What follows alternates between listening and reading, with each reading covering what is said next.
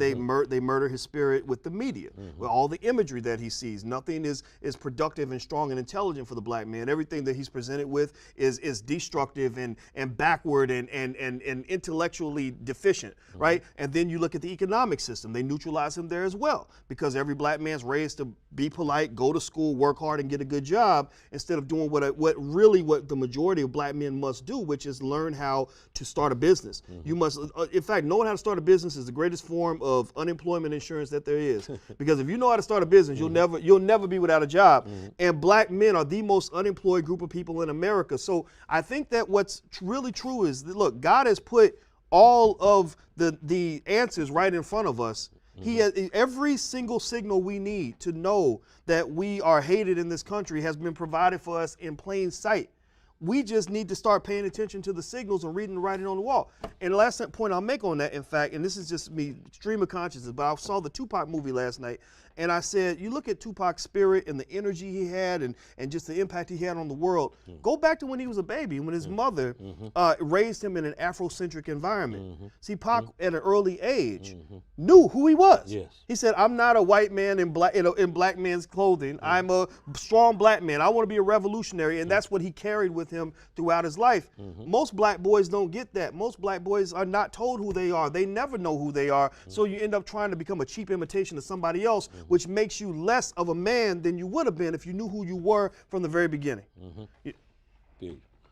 I was watching a clip from the Breakfast Club, and I've admired you for quite some time. Oh, mutually. Well, thank you. I saw something that I was totally unaware of when you shared, and I really understood what you said, that there was a point when you, Dr. Boyce Watkins, as an adult, was technically homeless.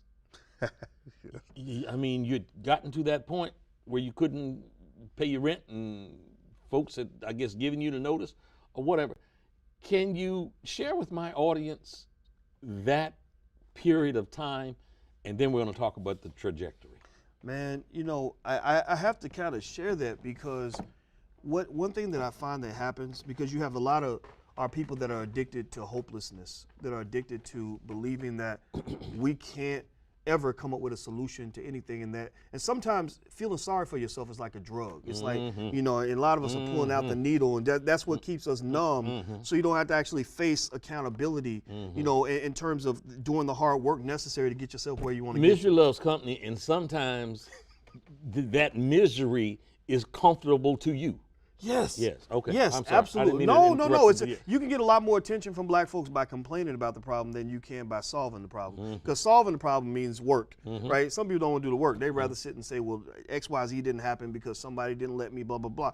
So the reason I tell that story is because when you're trying to push solutions, first of all, a lot of folks are going to get mad at you just for even believing that a problem is actually solvable by us. But I just kind of come from the belief that there's nothing that another man can do for me that I can't do for myself. I just really believe that. But then also you have some people that deliberately try to create a detachment.